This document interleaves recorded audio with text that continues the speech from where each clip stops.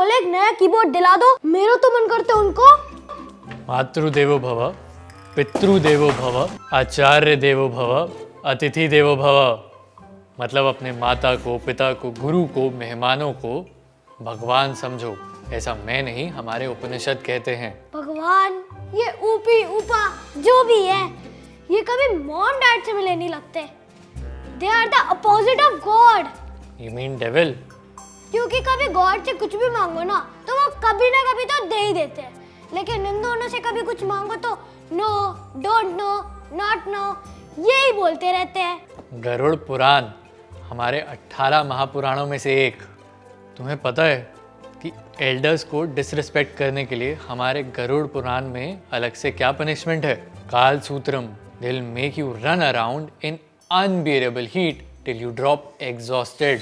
Hello mind warriors and welcome to a new playlist digital wellness, जहां हम कुछ examples की मदद से समझेंगे कि आज के फास्ट पेस्ड डिजिटल वर्ल्ड में हम अपनी फिजिकल एंड मेंटल हेल्थ को कैसे स्टेबल रख सकते हैं। कहीं हम टेक्नोलॉजी से एडिक्ट होकर अपने वेलबींग को नजरअंदाज तो नहीं कर रहे।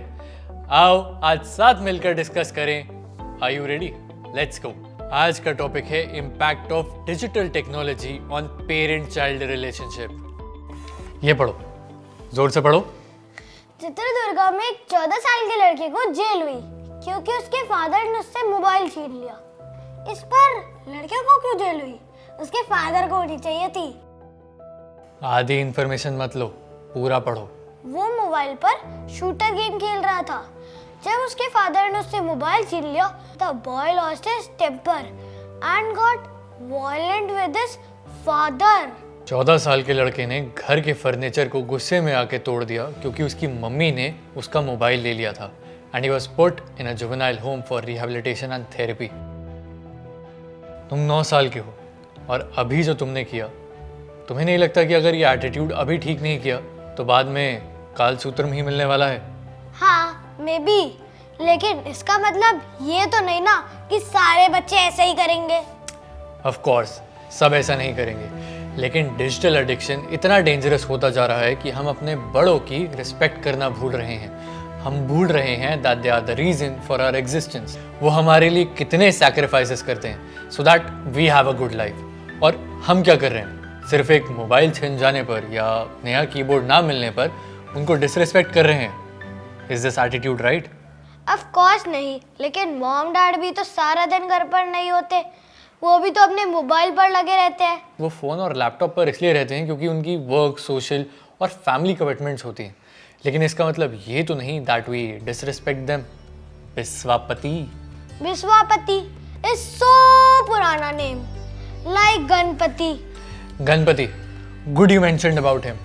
आओ तुम्हें एक कहानी सुनाता हूँ। शिव जी और पार्वती जी के 2 बेटे हैं, गणपति और कार्तिकेय। अब गणपति और कार्तिकेय के बीच में लड़ाई हो गई कि मैंगो की पहली बाइट कौन लेगा।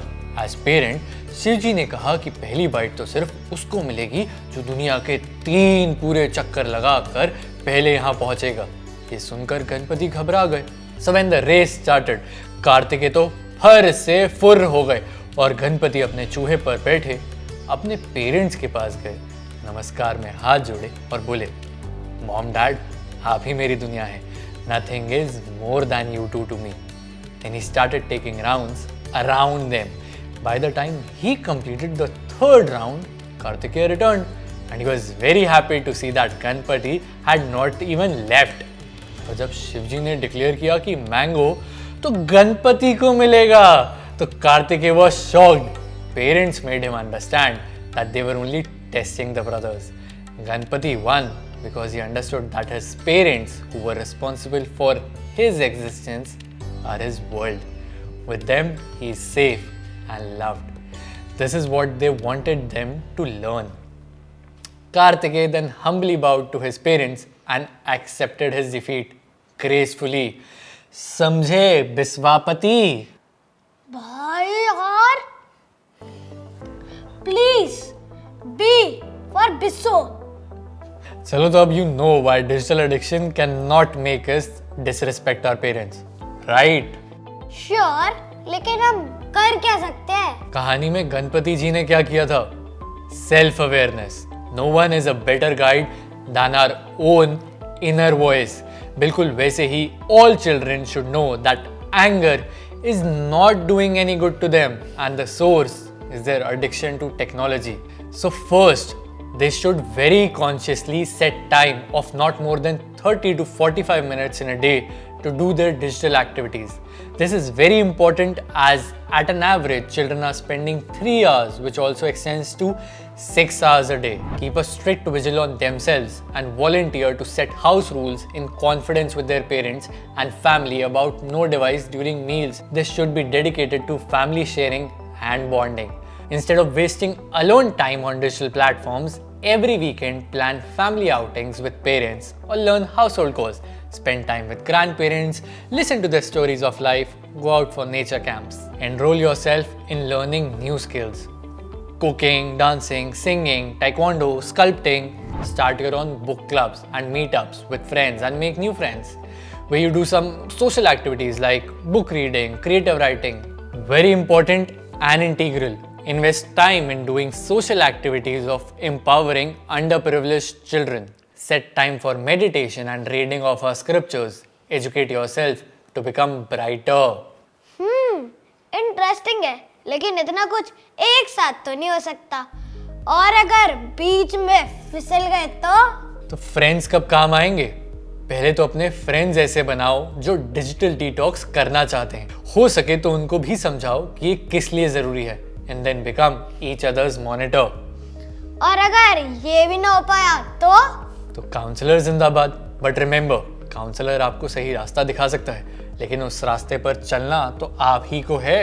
और एक पॉइंट मेरी तरफ से भी, connect with our parents in every few hours when they are out और एट वर्क. तो देखा आपने कि डिजिटल एज में children are becoming violent and aggressive because of tech addiction. But the unfortunate part is that where parents and elders are supposed to be respected by their children, they are becoming victims of their rudeness.